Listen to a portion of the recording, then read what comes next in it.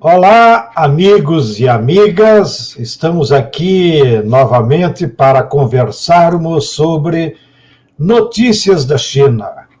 Nas últimas semanas, os fatos que vieram de lá deixaram toda a nossa militância preocupada com a situação. E por isso o Brasil, de fato, resolveu nos convocar para fazermos essa conversa que tem como objetivo atualizar a militância brasileira e da América Latina sobre o que está acontecendo na China nos últimos dias e semanas. E para isso, contamos com a contribuição do nosso companheiro Marcos Fernandes, do Instituto Tricontinental, que vive lá em Xangai e está sempre muito atento, como parte do seu trabalho, a tudo o que acontece na China. Bom dia, boa tarde, boa noite, camarada Marcos. Bom dia, boa tarde, boa noite, camarada João Pedro. Uma honra estar aqui de novo. Esse bate-papo intenso. Te agradeço a disposição, sabendo que aí já vocês estão noite adentro.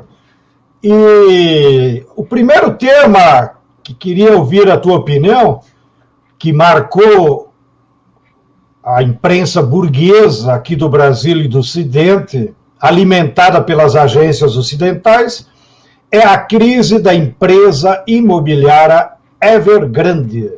Bem, como você pode imaginar, a imprensa burguesa aqui ficou torcendo o tempo inteiro que seria um grande desastre, talvez se lembrando do que aconteceu nos Estados Unidos em 2008, querendo que fosse igual. Também alguns já anunciaram que 25 mil famílias da classe média chinesa perderão seus apartamentos.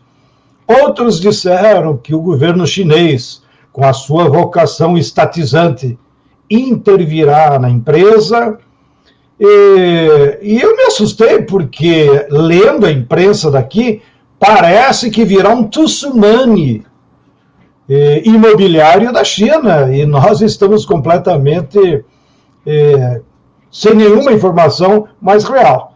Por outro lado, já fiquei mais animado, porque também ontem circulou o plebiscito popular que a prefeitura de Berlim fez.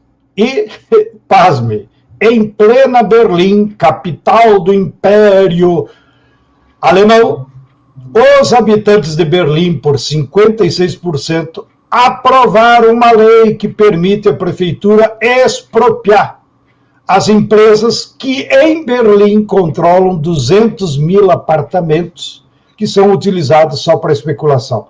De maneiras que o tema, de fato, tem uma dimensão universal. Enfim, Marcos, o que mesmo aconteceu com a tal da empresa Evergrande? Bom, João Pedro, essa é uma notícia que está aqui todo dia, tem 50 artigos na imprensa, e evidentemente que é um dos temas centrais aqui do debate político e econômico no país. Bom, primeira coisa, a gente tem que entender o lugar do setor imobiliário na economia chinesa. É gigantesco. O próprio governo já admite que é grande demais até, e que começa a precisar ter correções. Você tem uma ideia, por exemplo, o setor imobiliário hoje é responsável por 13% do PIB chinês, e nos últimos anos foi responsável, em média, por 30% a 40% do crescimento do PIB. E o setor imobiliário também tem uma outra questão que é fundamental, que é a questão da arrecadação das províncias, arrecadação de impostos nas províncias, nos estados, na China.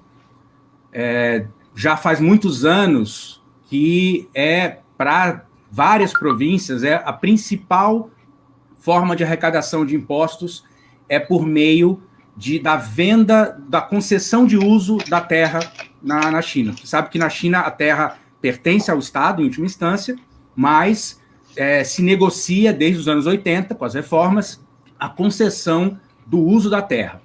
Bom, graças a isso, então, o mercado imobiliário toma uma dimensão gigantesca no país. E a Evergrande teve uma sacada muito inteligente nos anos 2000. Ela aproveitou o boom imobiliário e começou a responder a um nicho que tinha pouca gente estava respondendo, que era fazer apartamentos de custo razoável para a classe média em ascensão chinesa, que hoje são 400 milhões de pessoas. Agora, acontece que o modelo da Evergrande foi cada vez mais se endividar, e claro, com uma escala gigantesca de dívidas e ao mesmo tempo de vendas, isso foi rolando até que chegou um ponto que essa dívida ficou insustentável, uma dívida de hoje de mais de 300 bilhões de dólares, pra você ter uma ideia, esse é o PIB da África do Sul, a empresa tem ativos de mais ou menos 370 bilhões de dólares e está começando a cada vez mais ter dificuldade para rolar essa dívida, principalmente porque o governo, já faz alguns meses, instituiu a chamada política das 3 linhas vermelhas, que é de limitar a capacidade de endividamento das construtoras já muito endividadas. Então, isso para o governo é fundamental, esse risco, né, de uma crise na Evergrande, o governo está de olho. Agora, não há a menor chance disso se tornar uma espécie de um Lehman Brothers chinês. Por que não? Primeiro porque o governo tem muita margem de manobra, porque controla todo o sistema financeiro, o sistema bancário. Para você ter uma ideia, o sistema bancário chinês, ele negocia de 30 a 40 trilhões de dólares por ano, né? Então, quer dizer, a dívida da Evergrande é menos de 1% dos ativos dos bancos chineses. E segundo, que o governo tem muitos instrumentos.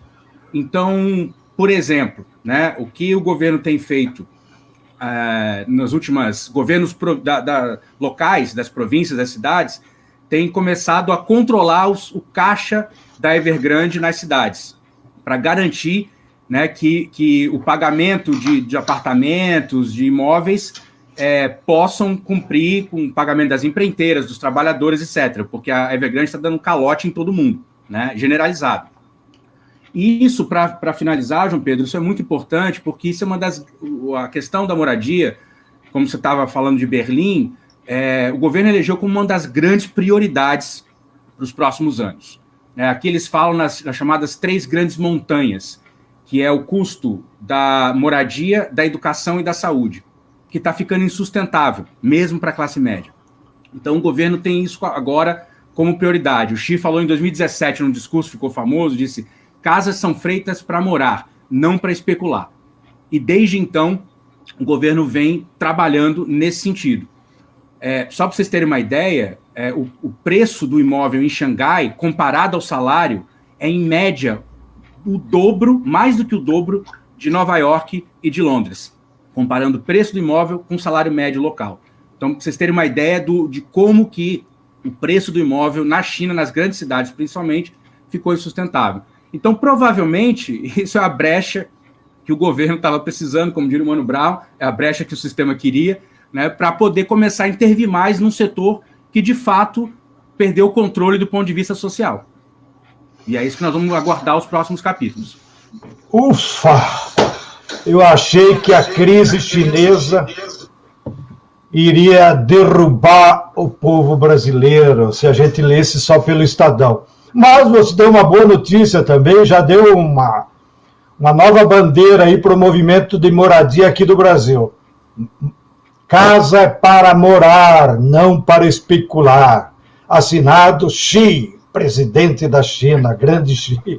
Bem, seguindo o nosso diálogo, Marcos, a outra notícia que percorreu os jornalões aqui do Ocidente foi o fato que o governo chinês teria proibido o acesso das crianças à internet para videogame ou coisas assim, durante determinado tempo diário.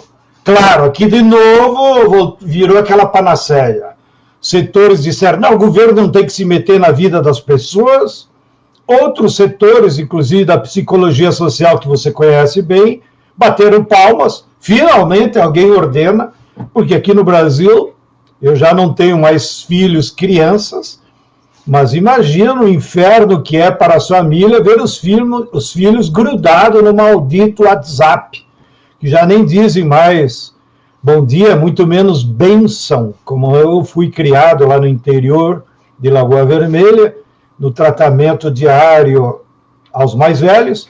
aqui as crianças estão agarradas no WhatsApp. Então, esclareça para nós, o que mesmo o governo chinês fez para regular o acesso das crianças à internet? Bom, João, na verdade, isso faz algumas semanas, né? O governo instituiu uma nova regra, então, de que crianças ou jovens com menos de 18 anos só podem jogar videogame online no máximo 3 horas por semana. Mesmo assim, de sexta a domingo. Segunda a quinta, tá fechado. Quem tá reclamando disso e acha que isso é uma interferência na vida das famílias, não tem um filho adolescente. E eu posso te falar, por experiência própria, tem um filho de 12 anos de idade que, como milhões da geração dele, está viciado em videogame, né? Agora, uma coisa, então, quem me dera, né? Já falei que o Chico tem que vir para cá fazer um ano aqui de reeducação, 3 horas por semana. Claro que, assim, isso é uma medida que se discute muito aqui, porque as crianças têm lá os jeitos de burlar, pegar o RG do pai, o RG da mãe e tal, mas isso também o governo já está trabalhando com as empresas, né, de videogame para garantir que isso seja cumprido. Agora, uma coisa que pouca gente está falando é o seguinte, esse problema, na verdade, é um problema, a questão do vício em videogame, a própria Organização Mundial da Saúde já reconhece oficialmente, agora em 2022 vai começar a valer oficialmente como um transtorno de saúde mental, comparado ao vício, a outros vícios, né? Então, na verdade, o governo chinês está tomando uma providência de saúde pública. É uma questão de saúde pública. Pra você ter uma ideia, o mercado chinês de videogame, esse ano, vai atingir 1,85 trilhão de reais. Esse é o tamanho do mercado de videogame na China. Agora, o curioso é que abaixo de 18 anos são só 2,6% dos consumidores. Então, na verdade, é uma medida muito esperta do governo, porque ela não ela não vai, digamos, influenciar economicamente de forma imediata as grandes empresas, mas o governo está pensando daqui a 10 anos. Porque, na verdade, o que acontece é que o vício ele vai se construir agora na adolescência. E essas crianças vão crescer, vão ser jovens, 20 e poucos anos, e vão jogar videogame horas e horas todos os dias. Então, isso, de fato, tá acontecendo. Agora, o mais interessante, João Pedro, é que isso faz parte, na verdade, de um conjunto de reformas que vão muito para além da questão do videogame. São reformas na educação pública e, eu diria, até na formação cultural das crianças chinesas. Isso, assim, é muita coisa, a gente acha que valeria a pena fazer uma live para discutir esses temas, mas para vocês terem uma ideia, o governo, por exemplo, acho que foi noticiado aí também, né? Eles proibiram todo um setor de aulas particulares, um setor que se tornou gigantesco na China, de mais de 100 bilhões de dólares, isso está proibido. Essas aulas particulares agora só podem ser de temas que não são temas centrais do currículo escolar, então acabou praticamente com o setor, né? O governo está diminuindo o número de tarefas e de provas, principalmente no ensino fundamental 1, para crianças ali de 6, 7, 8 anos de idade. E isso tudo tem a ver também com uma análise que o governo tem feito nos últimos anos de quão a vida das crianças se tornou extremamente estressante. A China tem um sistema de educação que é muito competitivo, tudo gira em torno do Gaokao, que é o Enem deles, só que isso é uma obsessão desde da primeira infância, e o governo já está percebendo que isso tá fazendo muito mal para as crianças e adolescentes chineses. Então, é uma série de medidas que estão apenas começando, né? E, para você ter uma ideia, por exemplo, eles estão também tentando democratizar o ensino, porque, claro, escolas públicas, a maior parte do sistema chinês é público, tem bairros que têm professores e escolas melhores. Então, em Pequim, estão fazendo uma experiência de começar a fazer rotação de professores e diretores pela cidade, né? Então, é um conjunto de reformas que tem sido apresentado nos últimos 2, 3 meses e que vão continuar, mas que eu acho que dão também uma perspectiva muito interessante, né, para essa próxima geração de crianças e jovens chineses.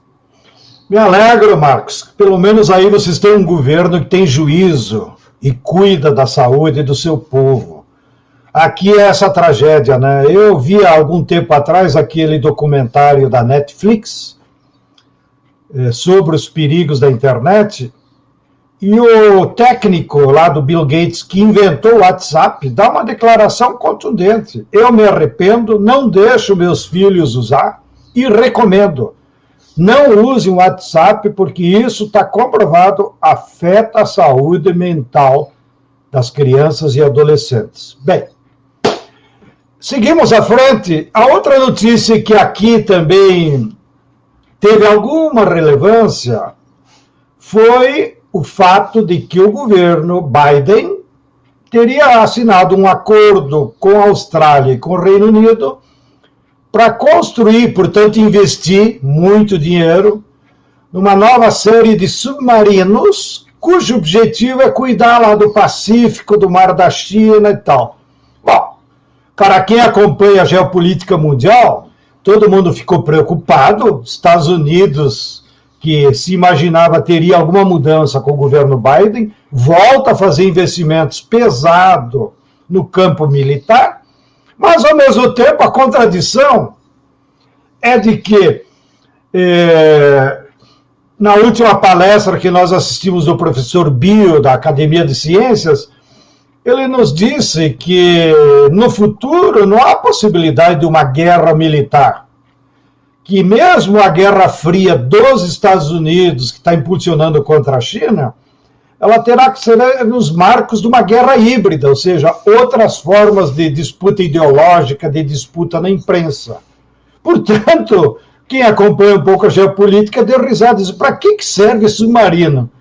Para atacar chinês com 1 bilhão e 400? Então eu queria saber, Marco, se isso aí repercutiu na China e o que você analisa que há por trás dessa iniciativa do governo Biden.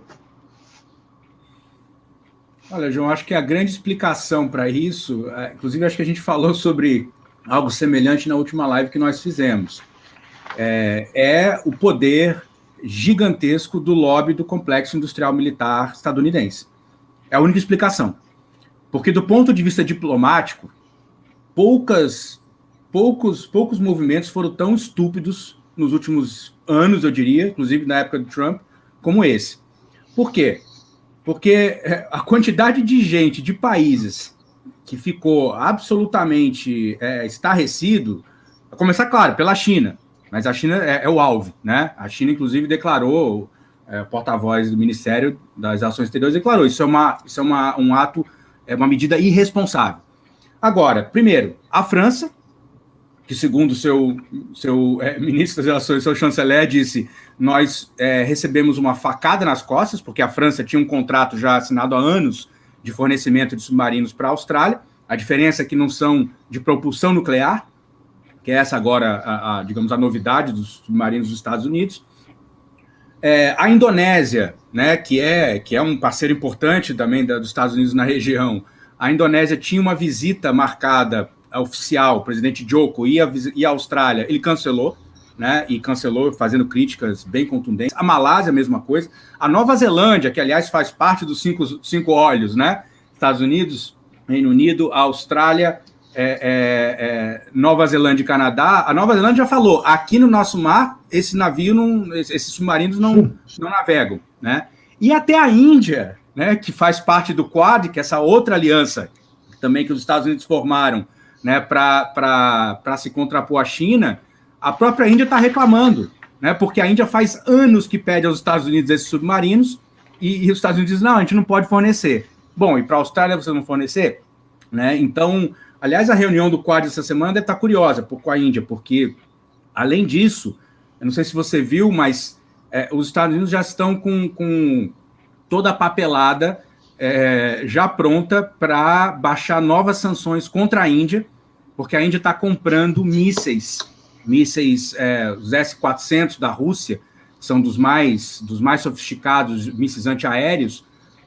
Os Estados Unidos insistem que a Índia não pode comprar da Rússia, a Índia falou, não, isso é do nosso interesse, nós vamos comprar. E os Estados Unidos já disseram, então nós vamos sancionar. Então, na verdade, quer dizer, todo esse barulho que foi feito Só quem vai ganhar com isso são as empresas estadunidenses e britânicas que vão produzir o submarino. Do ponto de vista diplomático, foi um total desastre para o Império. Muito bem, camarada Marcos.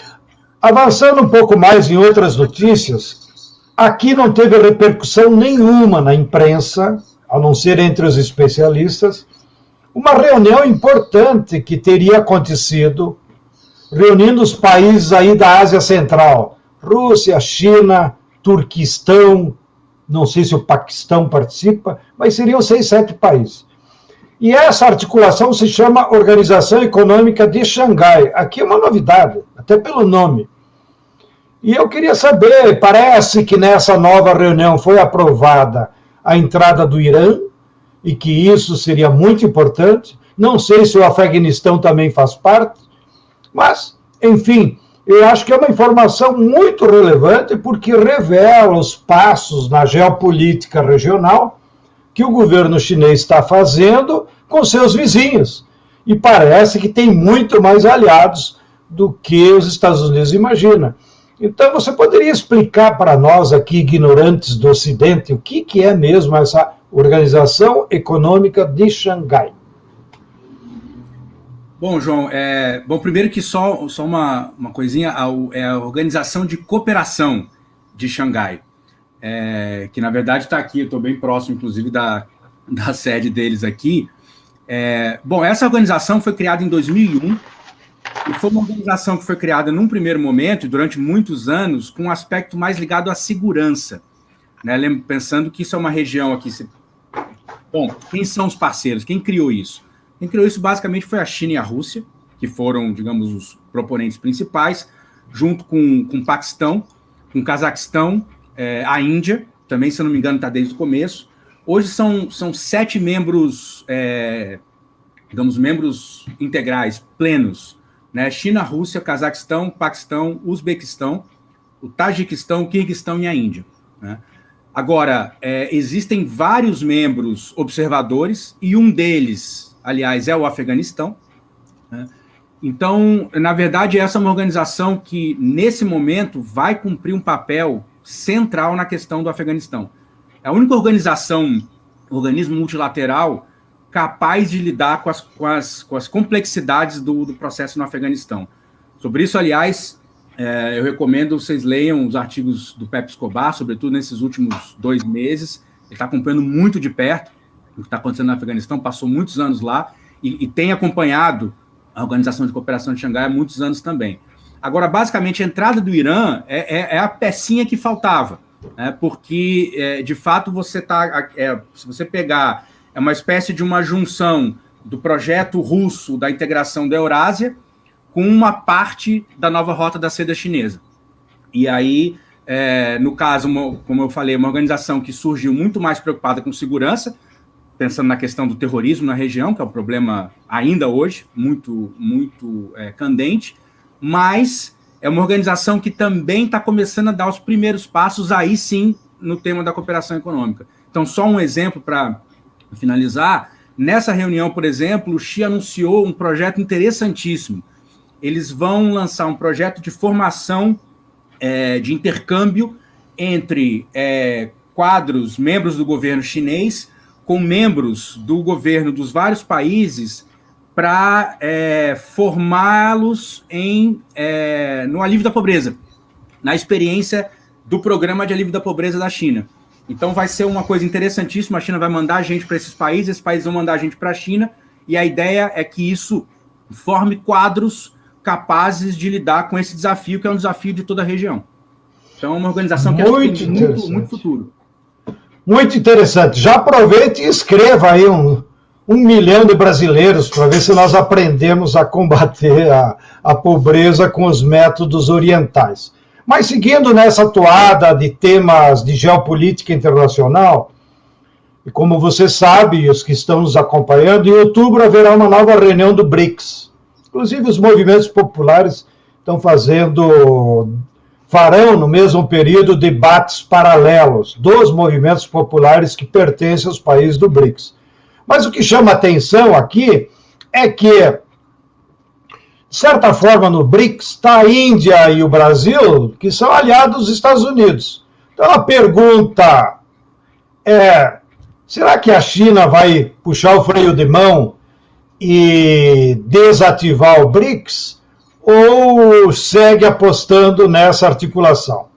Por outro lado, Marcos, não sei se tu viu, eu fiquei muito contente, porque eu acompanhei pela Telesur a reunião da CELAC, lá no México, que reúne todos os países da América Latina, menos Estados Unidos e Canadá, e, evidentemente, na atualidade, nem o Brasil nem a Colômbia, que são governos neofascistas, participaram dessa reunião no México.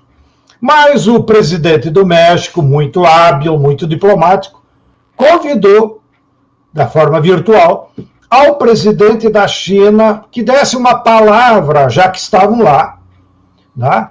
Muitos presidentes de todos os países da América Latina.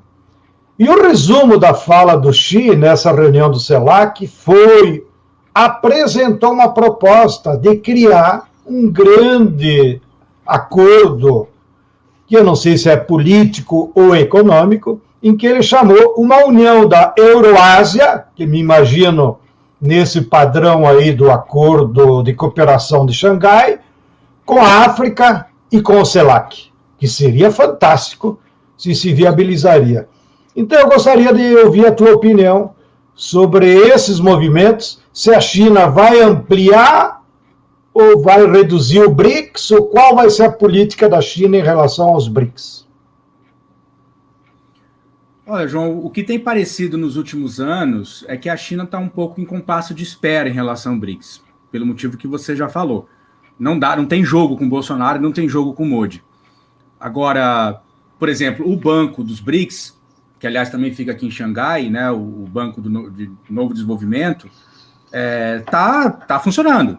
Está aumentando o número de projetos, o número de fundos, né, os fundos estão aumentando para financiar vários projetos nesses países.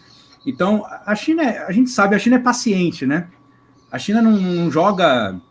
Eles não estão para 100 metros, né? A China está para maratona. Então, evidentemente, que eles sabem que tem que esperar.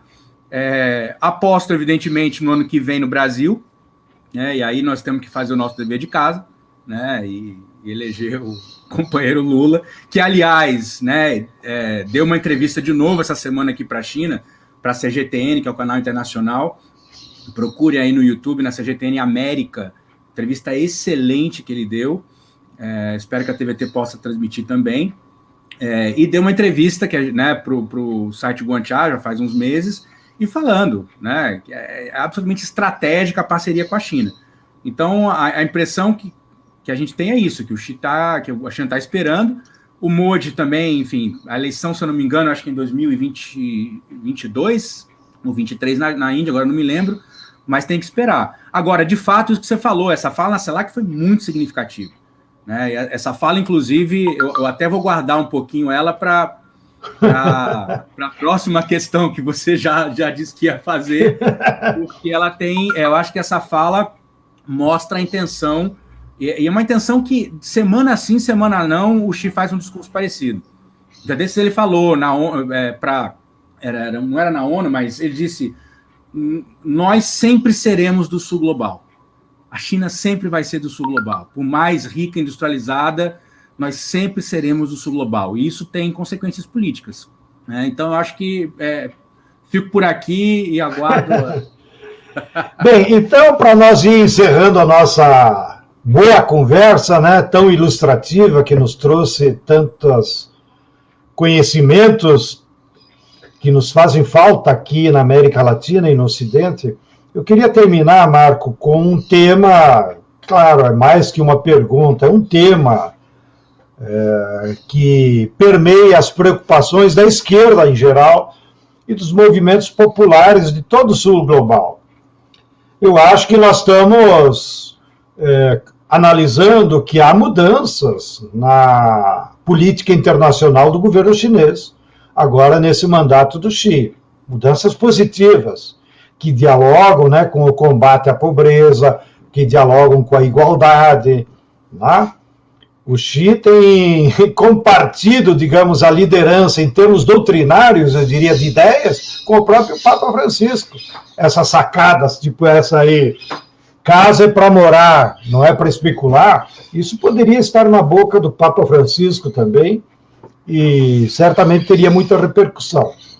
Mas, assim como a gente enxerga com um olhar positivo essa mudança do comportamento da política internacional do governo, por outro lado, a esquerda em geral e os movimentos camponeses e populares, a turma está meio cético, porque nos nossos países, mais do que o governo chinês, a presença chinesa se dá por empresas, às vezes estatais, às vezes privadas. E essas empresas estão nos nossos países para se apropriar de matéria-prima, se apropriar de energia elétrica, se apropriar de recursos naturais, e nem sempre respeitando as regras.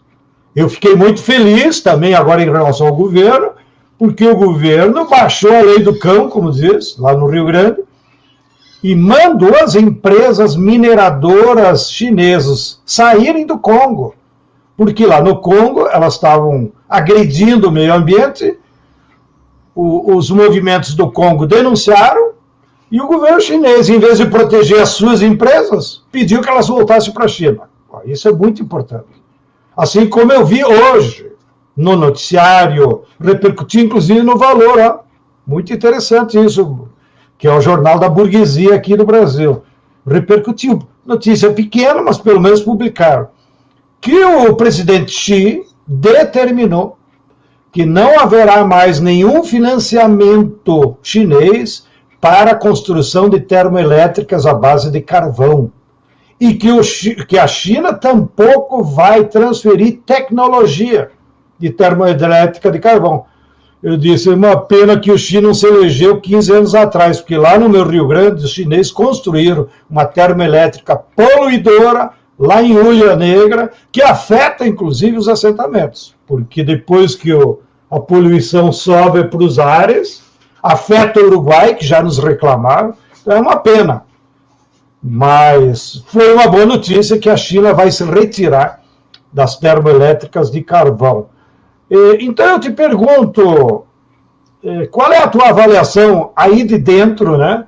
Você acha que de fato o governo vai ter uma política mais restritiva às empresas mesmo estatais ou privadas que operam no sul global?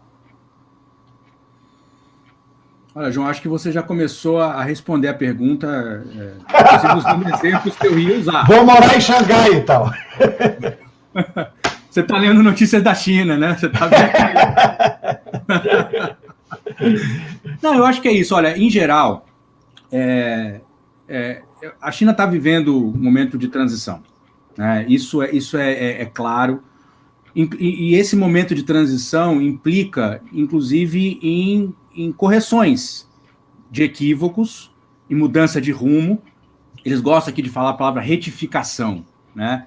Que, na verdade, enfim, se tem um partido que soube fazer isso muito bem, por isso completou 100 anos agora, faz poucos meses, foi o Partido da China. Se a gente pensar toda a trajetória, a quantidade de mudanças de rumo que o partido teve que fazer para se manter na direção do país, né, e transformar a China no que transformou hoje, então eu acho que isso é muito claro, né, e o Xi representa essa mudança, e essa mudança ela está só começando. Isso também está claro, ano que vem tem mais uma eleição, é muito provável que o Xi seja reeleito, presidente, secretário-geral do partido, e essas mudanças vão continuar. Agora, a China comete equívocos do ponto de vista, né, internacional, da economia global, muitos. A gente sabe muito bem, você já deu vários exemplos, eu poderia falar de vários aqui. Companheiros nossos, por exemplo, em Gana tem o mesmo problema de mineração ilegal. Né? A mesma coisa que aconteceu no Congo, e que o governo, inclusive, disse que vai punir as empresas, não só que elas foram expulsas, eles vão ser punidos aqui na China. Né? A gente sabe o problema nosso no Brasil, né, em relação à soja. Né? Agora, eu acho que, em geral, todos esses problemas, eles também estão relacionados a opções das classes dominantes locais. Né? Eu acho que isso é uma grande diferença da China. A China está se apropriando dos recursos naturais? Está, porque, aliás, precisa, né? Como é que você, primeiro, alimenta 1,4 bilhão de pessoas? A China produz, acho que 10 ou 15% da soja que consome. É um problema. Como é que ela vai fazer? Bom, ela está fazendo com o agronegócio brasileiro, e a gente já sabe que é tragédia. Tragédia na natureza e tragédia humana. Agora, você nunca viu a China invadir um país, matar 1 milhão de pessoas para pegar petróleo. Isso eles jamais vão fazer. Eles fazem acordos com as elites locais. Infelizmente, grande parte das elites locais dos nossos países no Sul estão cuidando dos seus interesses. Não dos interesses do povo, não dos interesses da nação. Então, acho que a primeira questão que fica como tarefa nossa no Sul Global, nós precisamos ter projeto de nação e projeto popular de nação. Agora, a China está disposta a sentar para discutir esses projetos e ser parceira? Olha, tudo indica que sim. Tudo indica que sim, não só nos discursos do Xi, como esse que você falou da semana passada, mas poderia dar vários exemplos aqui. Aliás, só um detalhe, pouca gente sabe isso no Brasil, a COFCO, né, que é a mega gigantesca comerciante de alimentos, uma das maiores empresas, né, de alimentos do Brasil também, a COFCO lançou uma regulamentação no ano passado, está se comprometendo até 2023 a não comprar mais soja de áreas de plantação ilegal no Brasil, né? Agora, quem é que controla o que é plantação ilegal ou não é ilegal? É o governo. Bom, quem é que vai dizer para a China, China, essa soja não pode? A China não vai fazer isso, né? Então, acho que, de maneira geral, cabe a nós, os povos do Sul, construir os projetos. E nós, os movimentos populares, das organizações populares desses países, a construir esses projetos e fazer eles acontecerem. Agora, eu posso dar alguns exemplos aqui só para ficar na América Latina. Você falou, por exemplo, da questão elétrica, né? Que a China, então, não vai mais financiar termoelétricas a carvão no mundo. Bom, a China, no Brasil, por exemplo, tem uma atuação que não é boa para a gente. A China tem basicamente comprado estatais elétricas que nós estamos privatizando porque nós somos trouxa.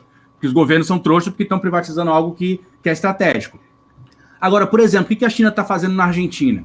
A China, por exemplo, acabou junto com a Argentina, retomar um projeto que estava parou na época do Macri, de construção acho que, se não me engano, a 4ª usina nuclear argentina. Um projeto de mais de 8 bilhões de dólares e que a Argentina vai começar a pagar daqui a 8 anos. O maior parque de energia solar da América Latina fica na Argentina, chama Parque Cauchari. Agora, não sei, se não me engano, é em Salta, no norte.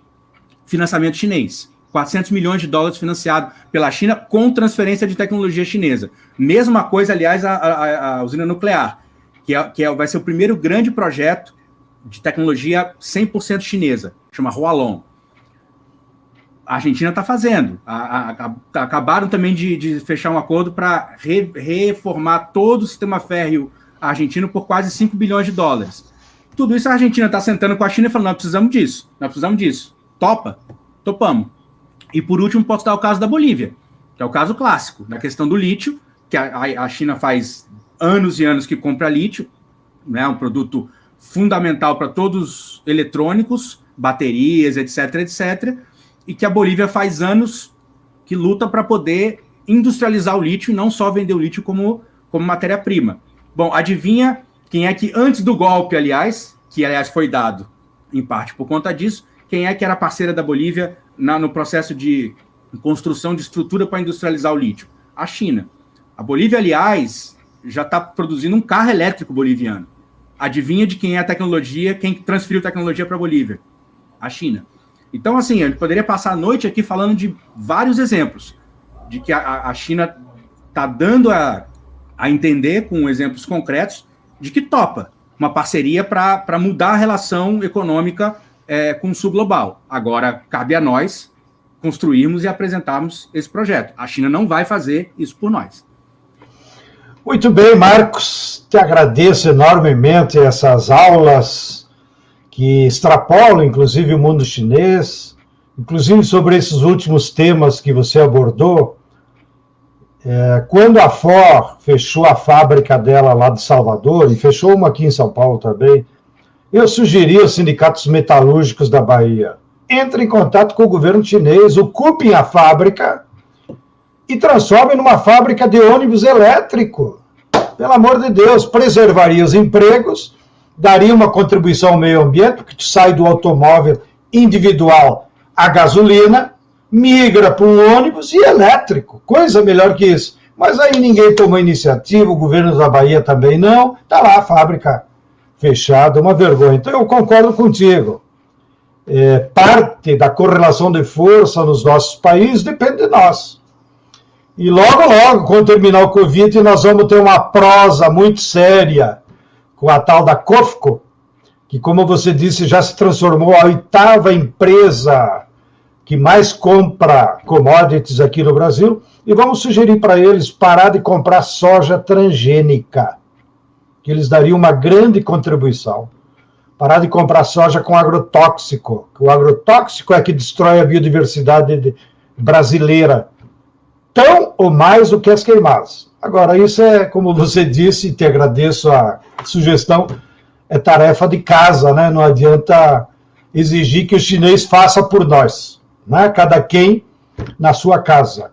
Bem, companheiros e companheiras que nos acompanham em casa, já completamos 40 minutos, acho que passou muito rápido, né?